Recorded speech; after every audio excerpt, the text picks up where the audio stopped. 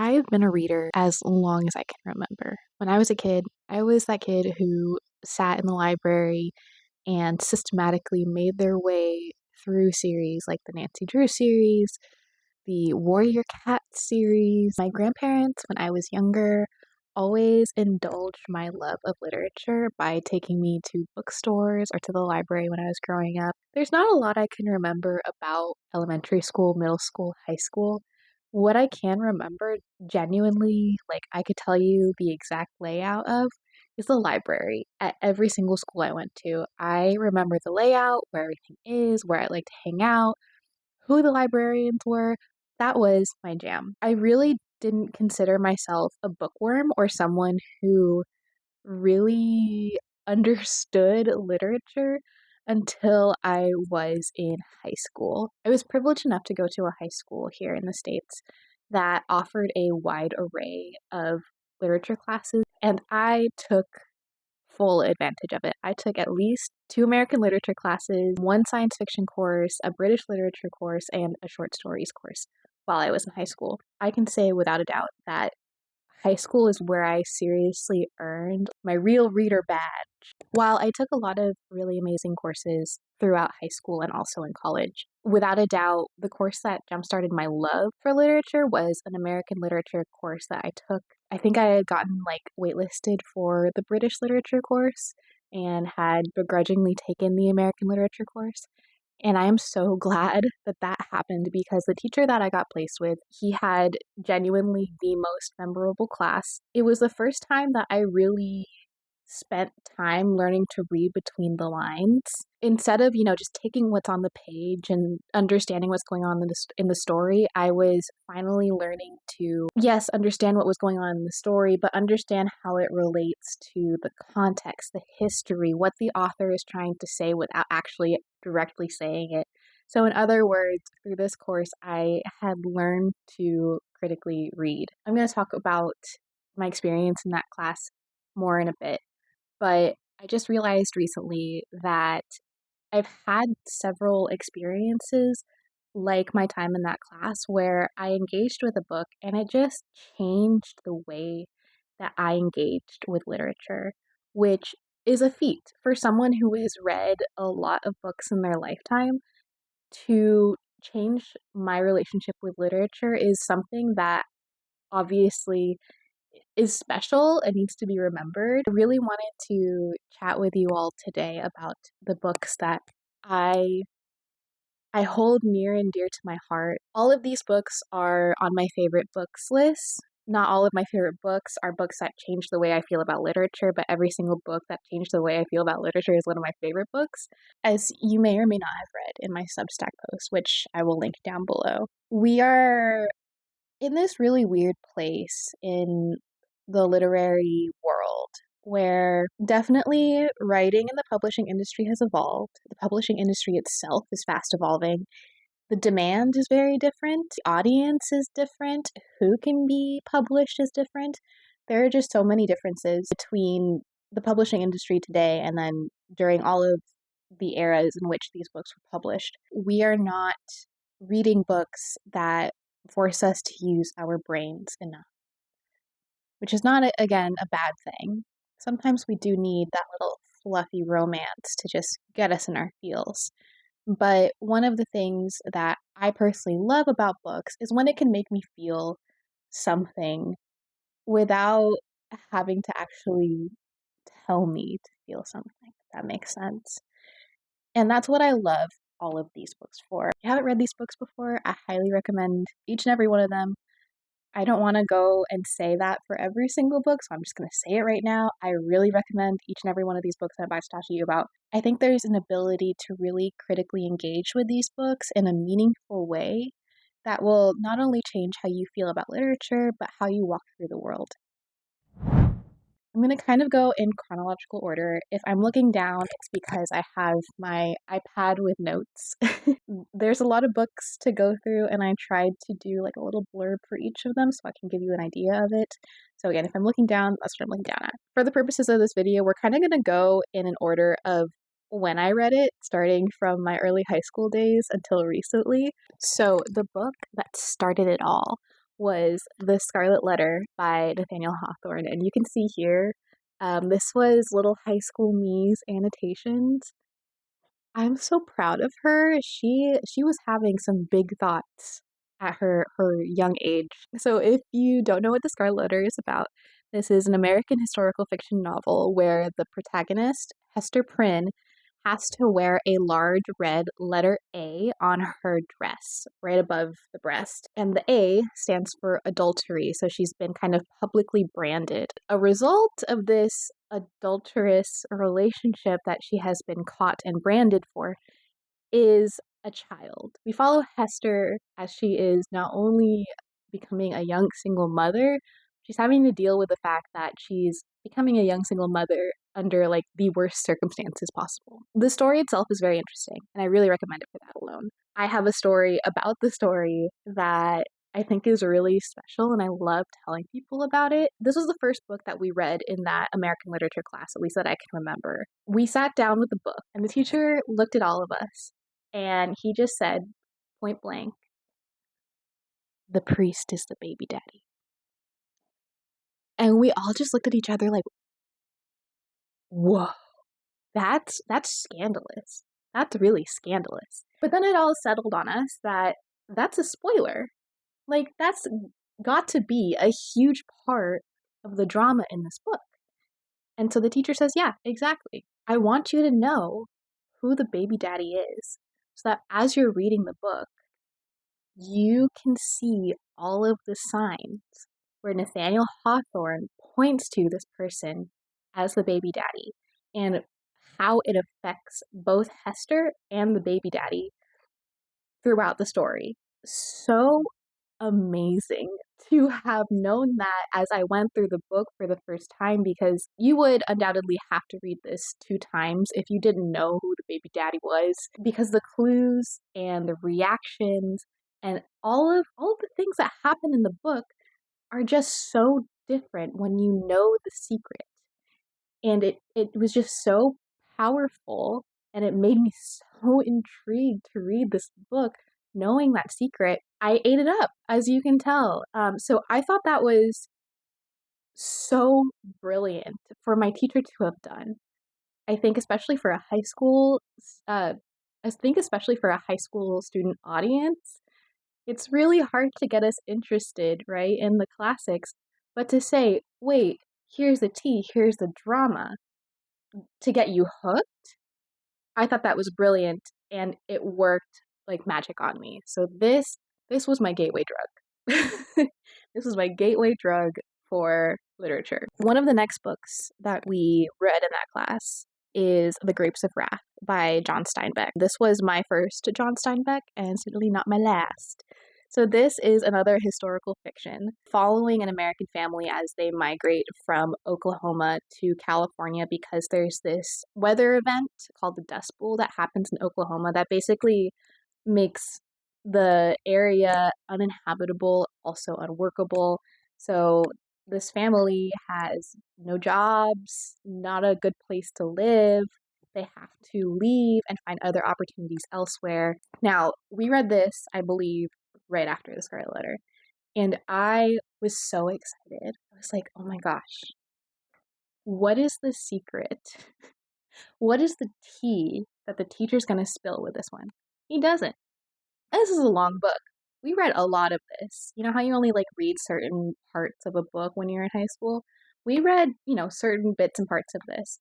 And I kept waiting for the other shoe to drop. This teacher, he's got to have something up his sleeve. He was so clever with that first one. But he never showed his cards until the very end.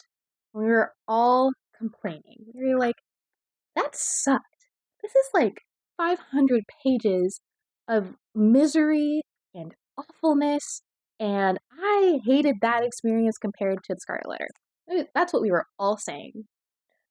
And once again, this dude, he sits in front of us and he's just like, yeah, that's the point.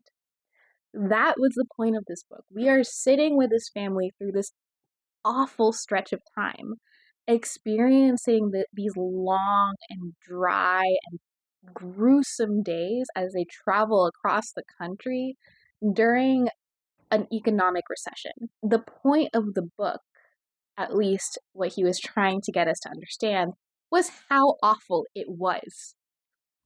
And we felt it. We all felt how terrible it was. Even if it was just because we were tired of reading this book, even if it was just because it was like 500 pages and we felt like it could have been shorter, we were emotionally riled up by our reading experience. And that was the point, which I thought was so brilliant. I remember that feeling of like understanding how arid it was as they were traveling from Oklahoma, how desperate they were to reach California. Like, from just reading about the experience alone, could empathize with the characters. And that was ridiculously powerful. Again, super shout out to that teacher for really shaping both of those stories to stay with me this long. And I don't think I'll ever stop talking about those experiences because that really truly transformed how I interacted with books. Like, it's not just what I'm reading and what I'm getting from the book, it's the whole experience. It's how I'm reacting, it's how my body's feeling. Reading is a holistic experience, and this was the book that really, really taught me that. So, I also took a science fiction class in high school. I hated the teacher.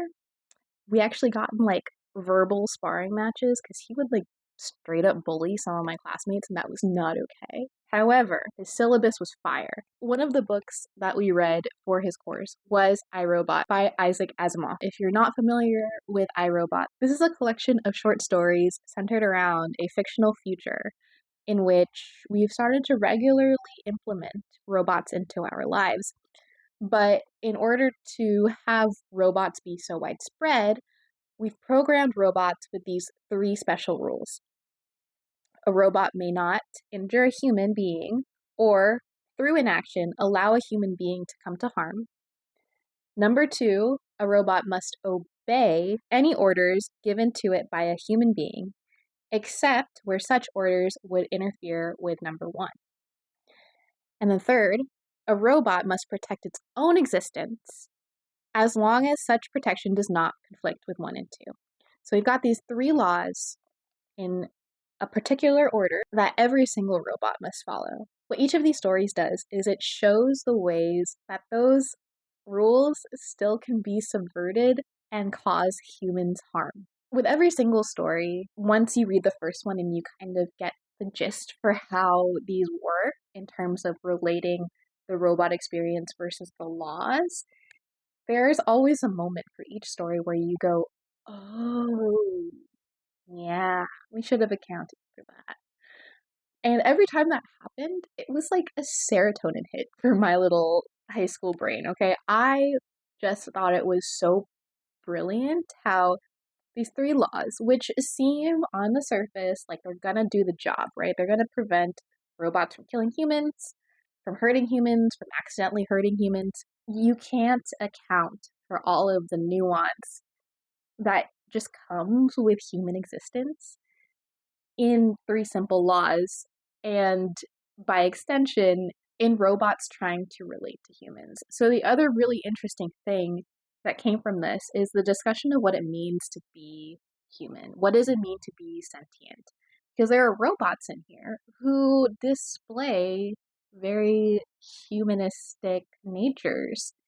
It's almost like they're human. Some of them are made to be companions, some of them are made to take care of humans. And so they seem human. It seems like they're sentient. And it seems like their programming is going to let them get to that place where they're basically human. Where do we draw the line?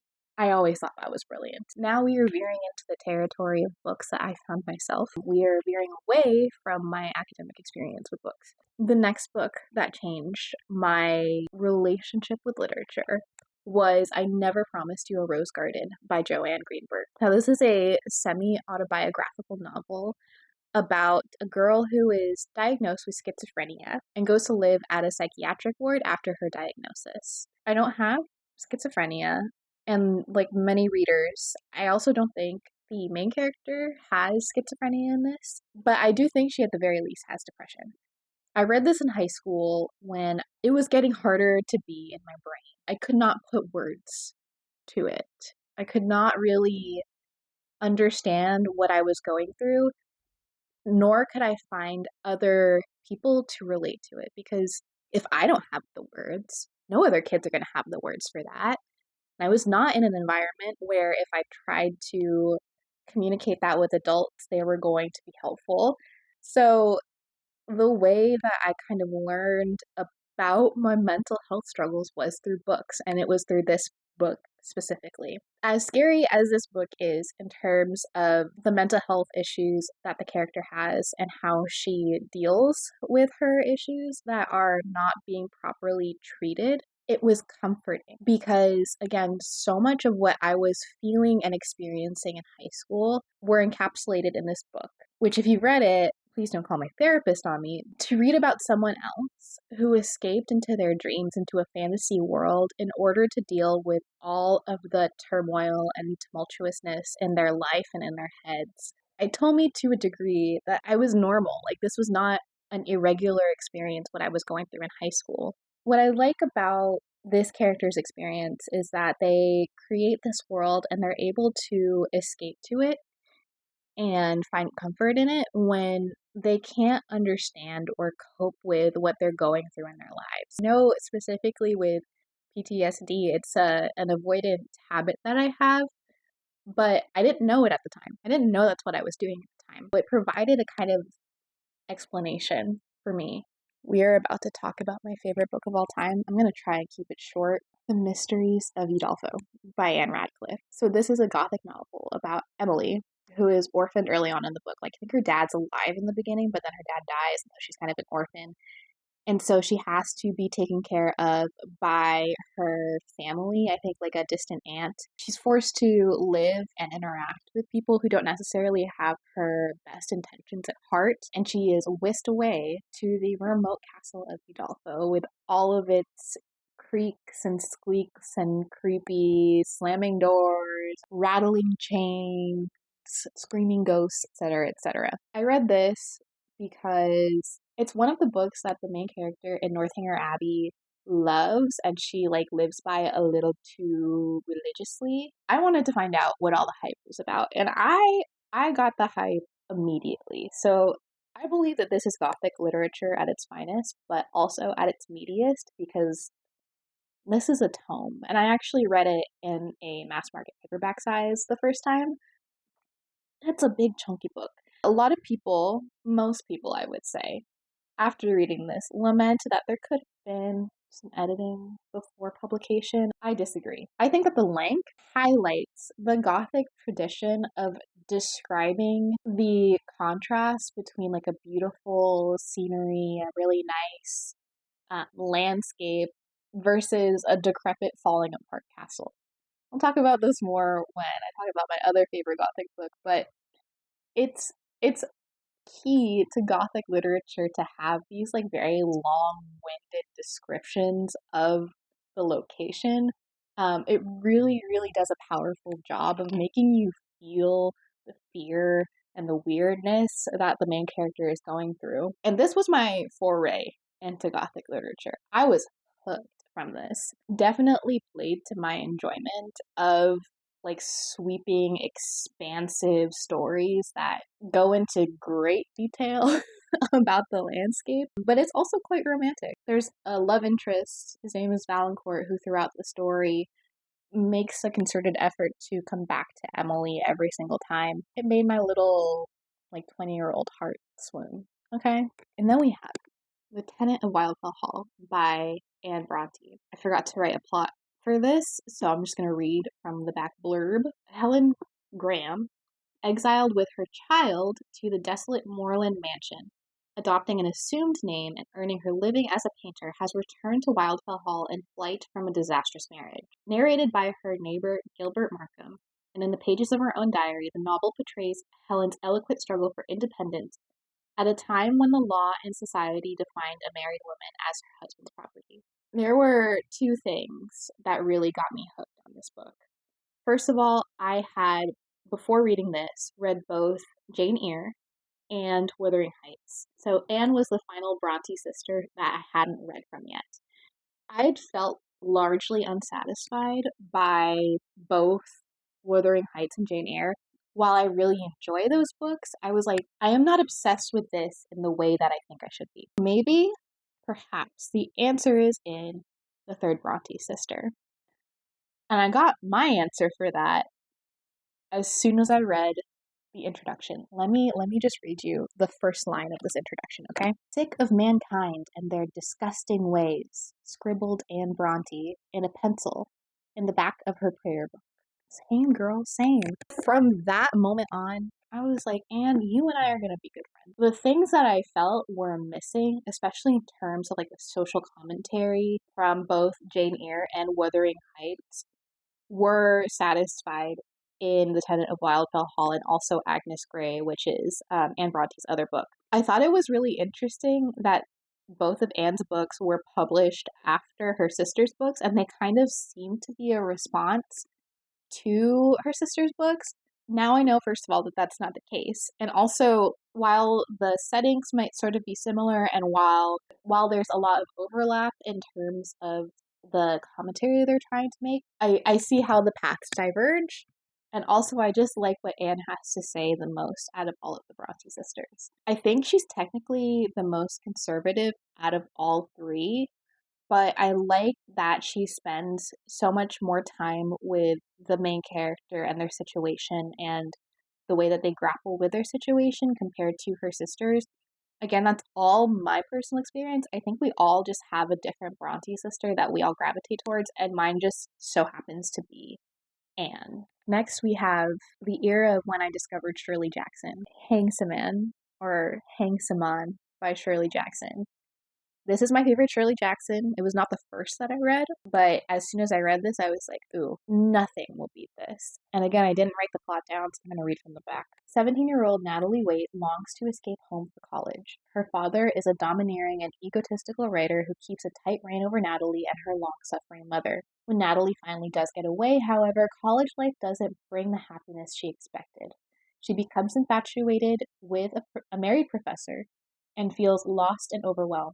Little by little, Natalie is no longer certain of anything, even where reality ends and her dark imaginings begin. Chilling and suspenseful, Hangsaman is loosely based on the real-life disappearance of a Bennington College sophomore in 1946. Shirley Jackson was my foray into thrillers, mysteries, horrors, and I have not gone back since. Before reading this, I had read We Have Always Lived in the Castle, The Haunting of Hill House, and several of her short stories, including The Lottery. But Hangsaman was the one that immediately just like wriggled its way into my heart and then settled there. I have had a few of these literary obsessions over my life. This came at a time where I was obsessed with the literary trend, let's say, of a coming into consciousness in your early 20s. I think there are a lot of stages in our lives where we kind of just like develop a certain part of our brain. And I think it was because I was kind of going through that at the time that I was really obsessed with books that focused on this coming into consciousness that is very emotional. It's when you're a young adult, hysteria turns into adult delusion and anger. It's that time in your life where you just start getting so disillusioned with everything you've experienced so far. And you see that in the way that Natalie kind of escapes her home life and she goes off to college and thinks everything's going to be so much better. She's going to have all these adventures, but college is not simply that. Her mind just continually like disintegrates throughout the course of this. I loved the way that it progressed, and the ambiguous ending in particular is probably my favorite thing about this book because it is sort of loosely based on the disappearance of a student. The way that you're left to come up with the answer on your own was, again, one of my favorite parts about reading this book. Castle of Otranto by Horace Walpole. I'm actually not going to tell you anything about the plot because, first of all, the book is short.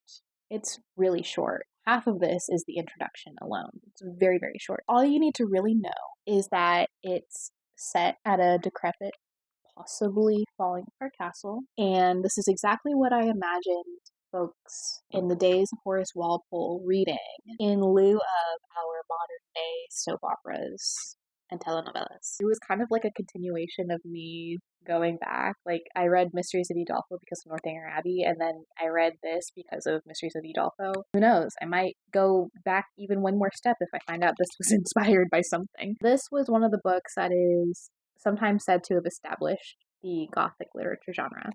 And as a sidebar, I learned from this introduction that the definition of Gothic has evolved over time, to say the least. It originally was meant to refer to the setting of a place that is decrepit, falling apart, that is an environment in the state of decay. I don't think that's really the defining feature of Gothic literature these days, especially past like the classic Gothic era, which is fine.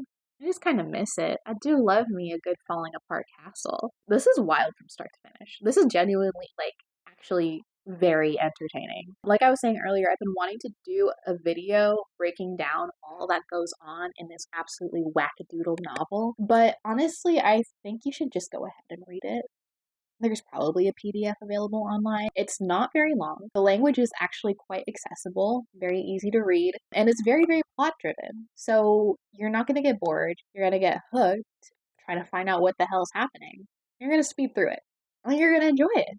I like almost guarantee you it. If you like sort of like a super dramatic story where all of these threads come together in the end and the setting of a creepy, possibly haunted castle, you're gonna go for this one. You're gonna love this one. Ocalonia by Elspeth Barker. So this book follows our protagonist, Janet, through her very, very brief life. The book actually kicks off with Janet's death, which is very dramatic and sets the stage really well for what we experience in the novel. We see Janet grow up, literally, like from babyhood, going to school, and moving to this mansion in Scotland called, I'm going to butcher the pronunciation, but I think it's pronounced Ochnesa, which means Field of Sign in Scottish Gaelic, and is also the name of my Substack. Before reading Ocalonia, I had read Carmilla, and I specifically read the edition that has an introduction by Carmen Maria Machado. And in that introduction, Carmen Maria Machado makes this postulation that because we know that Laura has died, the book sort of serves as something of a tomb to her existence. In the brief moments that we get to spend with this character, they live and die in the pages. We see that in Carmilla, and we also see that in Ocalonia. And this was another literary trend that I was kind of into. Something about the idea of a character living and dying in the span of a book serving as their tomb, something about it. It makes me want to sit down and write like a whole dissertation on it. But on top of that, the story itself is really beautiful and moving. The prose is gorgeous.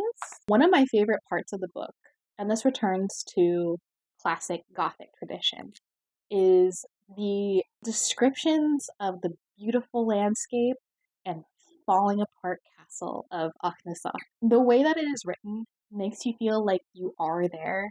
Even though Ochnesa does not exist, you can picture it in your mind and you want to go to there.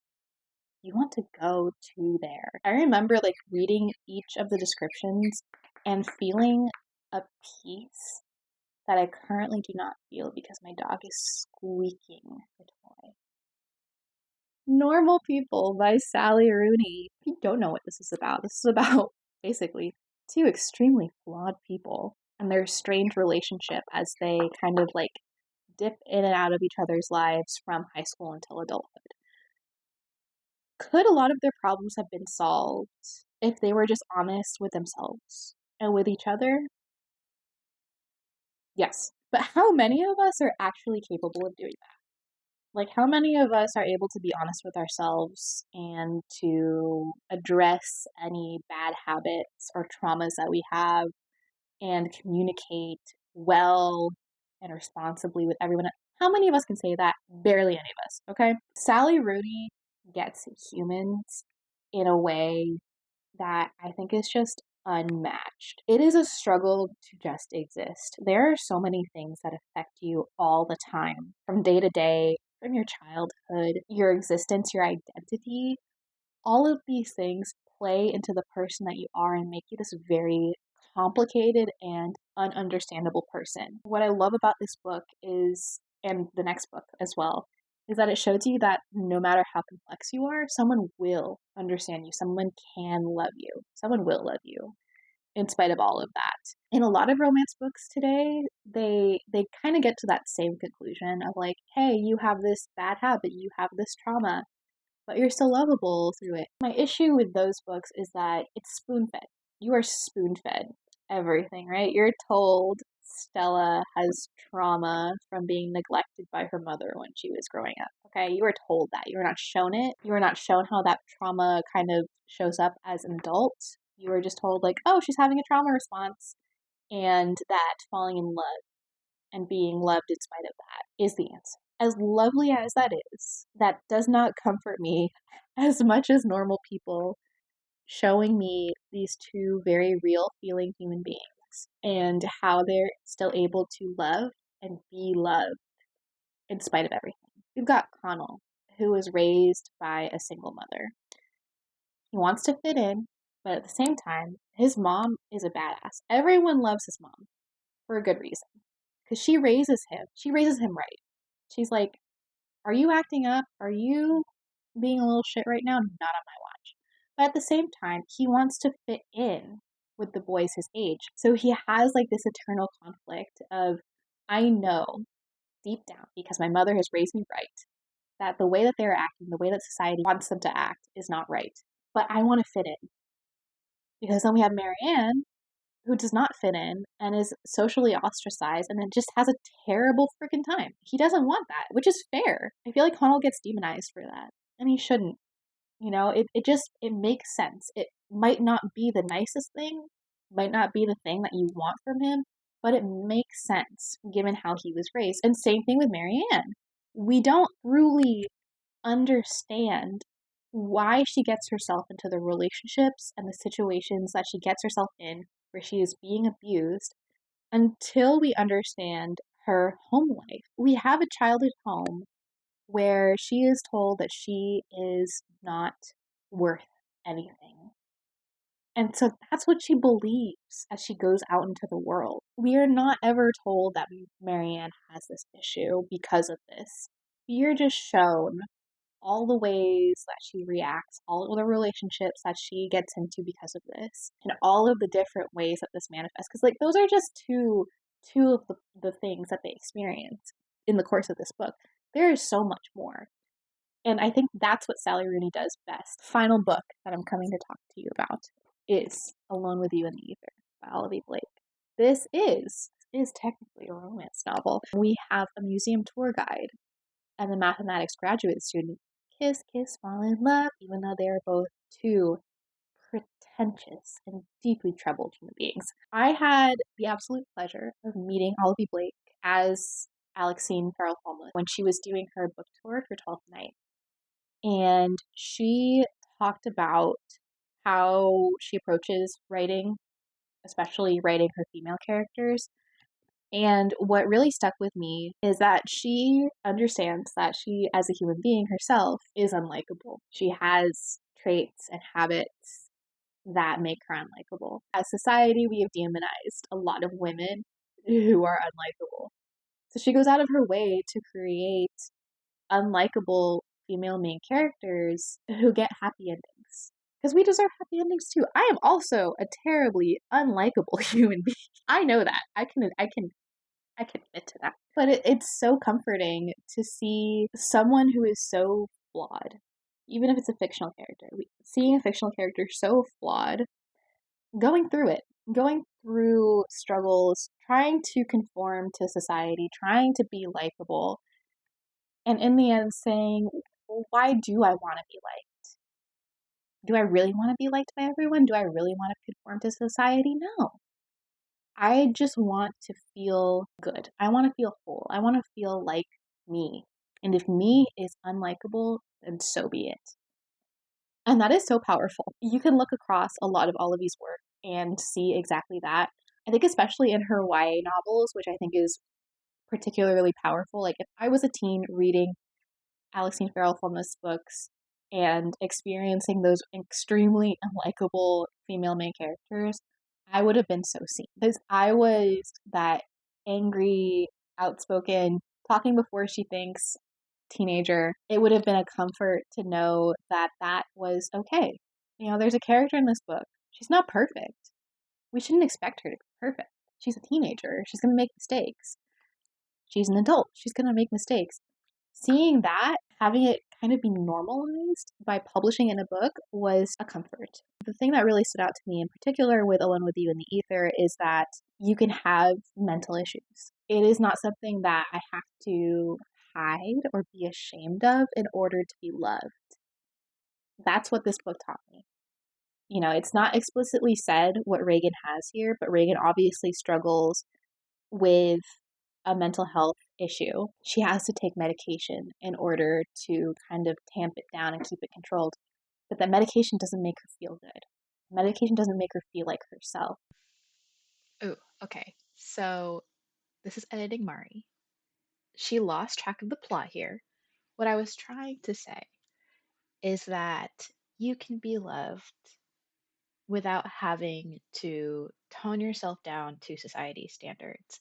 You can have your mental health issues. In my case, I have my PTSD, which sometimes makes me a little bit more emotional. I'm a little more sensitive to the world. That's okay. I am still worthy of love. That is what that book is trying to say, or at least what I got from the book that really stood out to me and brought me comfort. Okay, back to the video. Someone's still going to love you at the end of the day. So tell me that that isn't beautiful. I just went on this whole diatribe about how we all need to take a moment to reread our favorite books and to think about books that changed our lives. My mic was nowhere near me. Fantastic. So, Cliff's Notes version of that. Go ahead. If you've made it to the end of this video, I want you to take a moment and just think about a book that made you feel some type of way, either while you were reading it or afterwards. It made you feel like you were a different person because you read that book. Not to say that every book doesn't change you in one way or another, but there are those certain books that you will always have a special place in your heart for because of how wonderful your experience with it was. In this day and age, when we are constantly just trying to finish the next book, read another book, read X amount of books, I think we lose track of the plot.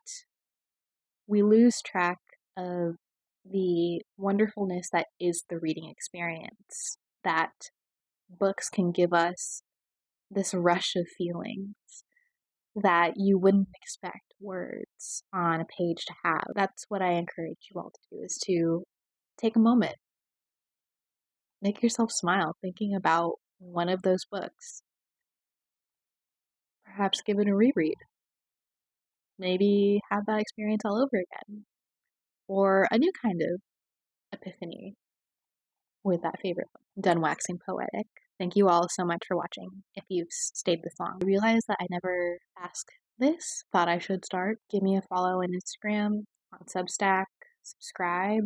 Love to have you here. Either way, so glad you joined me for this wild ride. I hope you have a good rest of your day, a good rest of your week. I'll see you next time. Bye.